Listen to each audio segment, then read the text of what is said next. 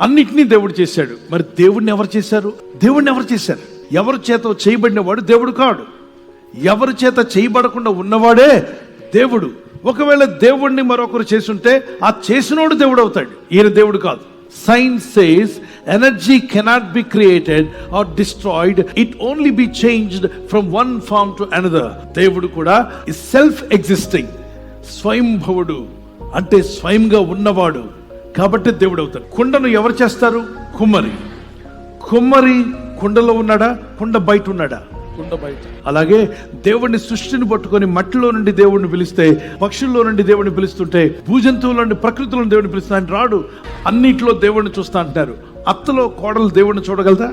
అన్నిట్లో ఉన్నాడని మోసపోకు. అన్నిటినీ చేసిన వాడు అన్నిటికన్నా పైన ఉన్నాడు. నేను సృష్టిని పూజించను, సృష్టికర్తను పూజిస్తాను.